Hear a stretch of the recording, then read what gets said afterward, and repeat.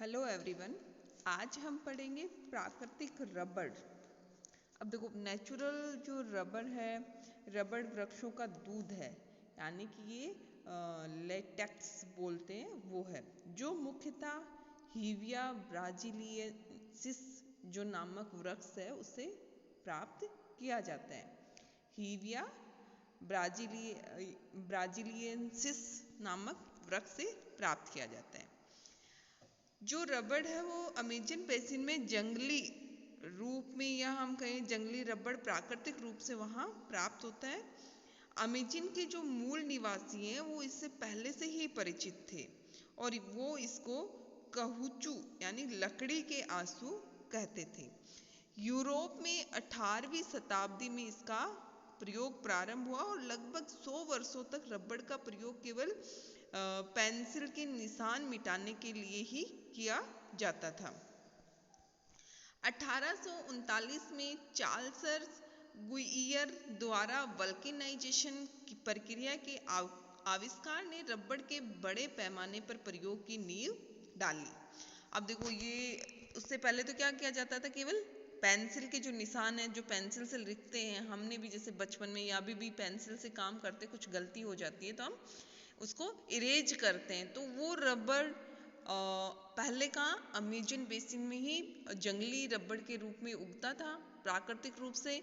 लेकिन जब से वल्केनाइजेशन प्रक्रिया का आविष्कार हुआ है तब से रबड़ की बहुत अधिक क्या हो गई, मांग भी बढ़ गई। साइकिल तथा बाद में स्वचालित वाहनों का उद्योग रबड़ पर ही आधारित है, यानी कि रबड़ से टायर बनाए जाते हैं, तो इस पे ही ये मुख्यतः निर्भर है। और कई दशकों तक तो अमेजन बेसिन में उगने वाला हीविया वृक्ष ही रबड़ का स्रोत रहा है। लेकिन देखो, अब जो अमेजन बेसिन है वो कहाँ है, तो वो भूमध्य रेखीय वन प्रदेश है या भूमध्य रेखीय क्षेत्र में स्थित है। तो वहाँ पर उष्णकटिबंधीय पर्यावरण है और उसमें भी बिखरे हुए वितरण के कारण, यानी वहाँ पर जो हीविया वृक्ष है वो बहुत ज़्यादा बिखरे हुए मिलते हैं, इसलिए वहाँ पर उनका वाणिज्यिक दोहन अत्यधिक कठिन था और इसके लिए रबड़ की बढ़ती हुई मांग जंगली रबड़ के उत्पादन से पूरी नहीं होती थी। तो अब बाद में क्या हुआ कि जब अमेजन बेसिन के रबड़ से तो इसकी मांग नहीं, जो मांग थी वो पूर्ति नहीं हो रही थी उसकी, तो इसके लिए 19वीं शताब्दी के उत्तरार्ध में इसकी खेती के अन्य जगह भी प्रयोग किए गए। 1876 में इंग्लैंड का हेनरी विकहेम नामक व्यक्ति जो ब्राजील के रबड़ है उसके कुछ पौधे इंग्लैंड ले गया और इंग्लैंड के जो लंदन के निकट रॉयल बॉटनिकल गार्डन में उन्हें उगाया। तो सबसे पहले 1876 में जो अमेजन बेसिन है उससे बाहर रबड़ का पौधा गया और उसको इंग्लैंड में लंदन के निकट रॉयल बॉटनिकल गार्डन में लगाया गया। 1881 में भारत तथा श्रीलंका में तथा बाद में मलाया और इंडोनेशिया में रबड़ के जो वृक्ष है वो लगाए गए। इस प्रकार ब्राजीलियन रबड़ के वृक्ष का अमेजन बेसिन से बाहर विकास हुआ, यानी सबसे पहले हेनरी विकहेम इनको इंग्लैंड लेके गए, उसके बाद 1881 में भारत तथा श्रीलंका में लगाए गए, बाद में मलाया तथा इंडोनेशिया में लगाया गया। तो ये थे रबड़, अमेजन बेसिन से बाहर रबड़ का विकास किस तरह से हुआ, तो इसका ये थोड़ा सा डिटेल थी। अब आते हैं इसकी उपज की दशाएं क्या क्या है। तो देखो, उष्णकटिबंधीय क्षेत्रों में उगता है तो इसके लिए उच्च तापमान यानी कि 20 डिग्री से 25 डिग्री सेल्सियस तापमान की आवश्यकता होती है। प्रचुर वर्षा यानी 250 सेंटीमीटर वार्षिक वर्षा इसके लिए आवश्यक होती है। धरातल मंद ढाल का होना चाहिए। मिट्टियाँ गहरी चिक्का दोमट मिट्टियाँ इसके लिए उपयुक्त होती है। सस्ता एवं प्रचुर श्रम इसके लिए आवश्यक है, यानी कि सस्ता और जो श्रम है वो प्रचुर मात्रा में श्रम होना चाहिए। अब इसकी जो रबड़ का उत्पादक क्षेत्र है वो कौन कौन से हैं, तो थाईलैंड विश्व में सबसे ज़्यादा रबड़ का उत्पादन करता है। यह विश्व का वृहत्तम रबड़ उत्पादक देश है और इसमें भी जो रबड़ के बागान है वो देश के दक्षिणी पश्चिमी भागों में स्थित है और यहाँ विश्व का लगभग 35% रबड़ का उत्पादन किया जाता है। दूसरा आता है इंडोनेशिया। इंडोनेशिया विश्व का लगभग 1/4 रबड़ का उत्पादन करता है और यहाँ पर जो रबड़ का उत्पादन होता है वो होता है जावा, सुमात्रा तथा बोर्निया द्वीप पे। ये इसके जो है ये अग्रणी रबड़ उत्पादक है और यहाँ पर 20वीं शताब्दी में डच, अंग्रेज, अमेरिकी तथा फ्रेंच पूंजीपतियों ने विशाल फार्मों की स्थापना की थी। अब देखो हमने जब पढ़ी थी बागाती कृषि तो उसमें हमने पढ़ा था कि रबड़ भी एक बागाती कृषि के अंतर्गत ही आता है और इसमें जो बागाती कृषि की विशेषता थी कि इसमें जो फार्म है उनकी स्थापना दूसरे देशों के और श्रम है वो स्थानीय होता है। तो यहाँ भी इंडोनेशिया में क्या किया गया, 20वीं सदी में डच, अंग्रेज या जो फ्रेंच या अमेरिकी जो पूंजीपति थे उन्होंने फार्म की स्थापना की। लेकिन बाद में जो इंडोनेशिया की सरकार है उन्होंने इन जो बागान थे रबड़ के इनका राष्ट्रीयकरण कर लिया है और प्रारंभिक डच बागानों के अतिरिक्त यहाँ छोटे पैमाने पर स्थानीय कृषकों ने भी रबड़ के वृक्ष लगाए और इसका जो स्थानीय उत्पादक है उसको इसका लाभ भी प्राप्त हुआ है। अगला है मलेशिया। मलेशिया में जो ब्रिटिश लोग हैं उन्होंने 20वीं सदी के प्रारंभ में रबड़ के बागान लगाए थे और देखो मलेशिया में बागान उन्होंने लगा दी लेकिन उन्होंने श्रमिक के रूप में जो भारतीय श्रमिक थे उनको भारत से वहां पर भेजा गया श्रमिक के रूप में।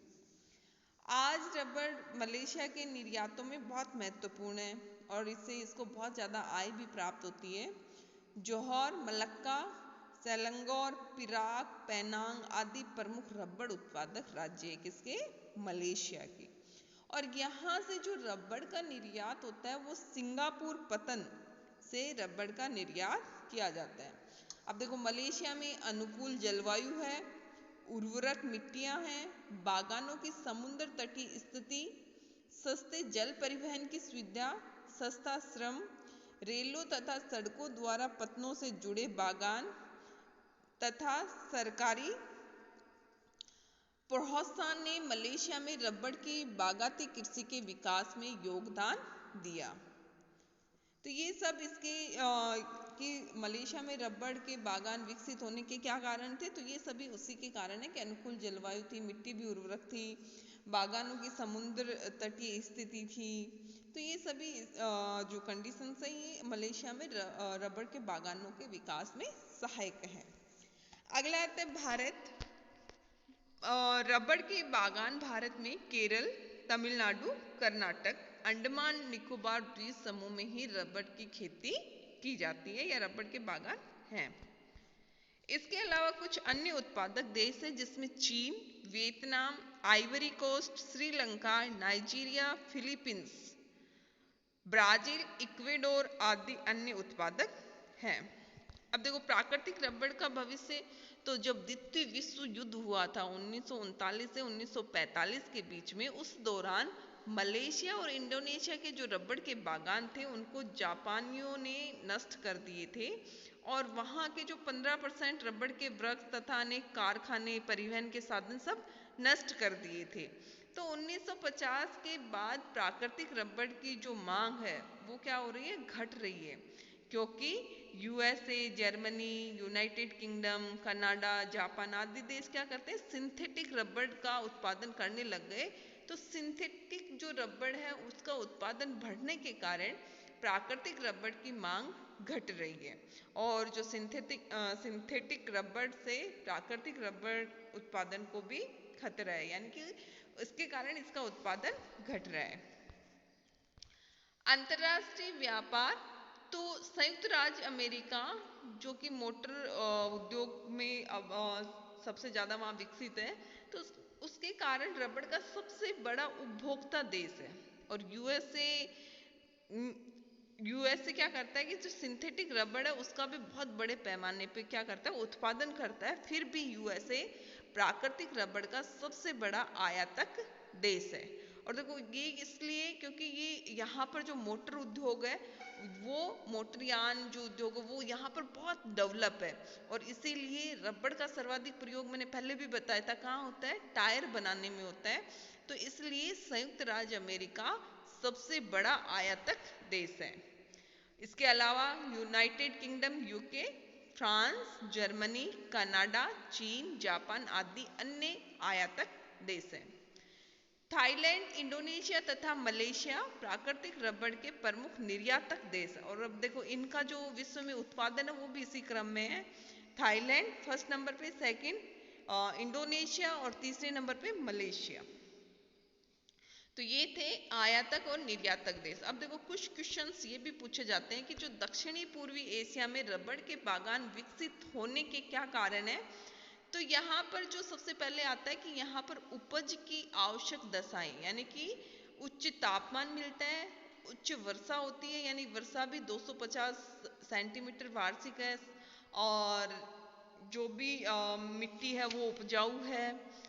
इसके अलावा आदर्श भौगोलिक दशाओं का यूरोपीय पूंजी एवं उद्यम ने उपनिवेश काल में दक्षिणी पूर्वी एशिया में रबड़ की बागायती खेती की नींव डाली। यूरोपीय जो देश थे उन्होंने यहाँ पर अपनी पूंजी और अपने उद्यम से यहाँ पर उपनिवेश काल में बागान विकसित की, क्योंकि यहाँ पर आदर्श भौगोलिक दशाएं मिलती हैं। साथ ही ये देश अंतर्राष्ट्रीय व्यापारिक मार्गों पर भी स्थित है, तो व्यापार में भी कोई दिक्कत नहीं हुई। स्थानीय सस्ता श्रम भी यहाँ पर आसानी से उपलब्ध हो जाता है। तो इन सभी कारणों के कारण या इन सभी लाभ के कारण ब्रिटिश तथा डच लोगों ने यहाँ रबड़ के बागान लगाए। अब एक अगला क्वेश्चन आता है कि अमेजन बेसिन में प्राकृतिक रबड़ का उत्पादन घटने के क्या कारण थे। तो सबसे पहला कारण तो यही था कि वहाँ पे जो भी रबड़ के या हीविया के जो भी वृक्ष थे वो बिखरे हुए रूप में थे। और अब देखो भूमध्य रेखे जो प्रदेश है वहाँ पर बहुत सघन वन होते हैं, और उसमें भी बिखरे हुए रूप में अगर वृक्ष मिले तो उनको चुन के रबड़ को इकट्ठा करना काफ़ी मुश्किल काम था। तो इससे उनको लेटेक्स संग्रहणकर्ताओं को बहुत कठिनाई होती थी, जो कि उसको इकट्ठा करते थे। साथ ही यहाँ पर जनसंख्या बहुत विरल है, यानी कि जनसंख्या कम है, तो ये भी एक कारण था। अगला उष्णकटिबंधीय जलवायु या भूमध्य रेखीय वन प्रदेश है, तो वहाँ पर जो असहनीय जलवायु दशाओं के कारण श्रमिक क्या हो जाते हैं, बीमार पड़ जाते हैं, या वहाँ के जो श्रमिक है वो अकुशल है, जिससे जो लेटेक्स इकट्ठा करते हैं वो उसमें काफ़ी गलतियाँ करते हैं। घने वनों के कारण परिवहन एवं संचार के साधनों का विकास करना अत्यंत कठिन है। अगर वहाँ पर सड़कें वगैरह बनाना भी बहुत मुश्किल काम है, और केवल नदियों के द्वारा ही क्या किया जाता है, परिवहन किया जाए, तो उसमें बहुत समय लगता है। वृक्षों से दूध प्राप्त करने की वैज्ञानिक विधियां भी विकसित नहीं थी, और इसके कारण दूध भी कम मिलता था और वृक्षों को भी हानि होती थी। तो ये कुछ कारण थे कि अमेजन बेसिन में जो रबड़ के उत्पादन है उसके घटने के। सबसे पहले तो वृक्ष बिखरे हुए थे, श्रमिक जो थे वो कुशल नहीं थे, या श्रमिक रोगग्रस्त हो जाते थे, क्योंकि उष्णकटिबंधीय जो जलवायु प्रदेश होते हैं वहाँ उच्च तापमान, बारिश अधिक, और साथ में जो हुम्मस होती है या आर्द्रता होती है वो भी 75% से अधिक। फिर नीचे जहरीले जंगली जानवर, कीट पतंगे, फिर उसके ऊपर वहाँ पर मच्छर बहुत ज़्यादा होते थे, बहुत सारे लोग तो मलेरिया से ग्रसित रहते थे। तो ये सभी कारण हैं कि अमेजन बेसिन में रबड़ के उत्पादन के घटने के। तो आज जो था वो हमने पढ़ा प्राकृतिक रबड़। इसमें से दो एक इम्पोर्टेंट क्वेश्चंस बनते थे कि दक्षिणी पूर्वी एशिया में ही जो रबड़ के बागान है वो विकसित क्यों हुए, अमेजन बेसिन में जो रबड़ का उत्पादन था उसके घटने के कारण क्या हैं, विश्व में रबड़ के उत्पादन की आवश्यक दशाएं तथा उनके उत्पादक क्षेत्रों का वर्णन कीजिए। ये कुछ इम्पोर्टेंट क्वेश्चन बनते हैं।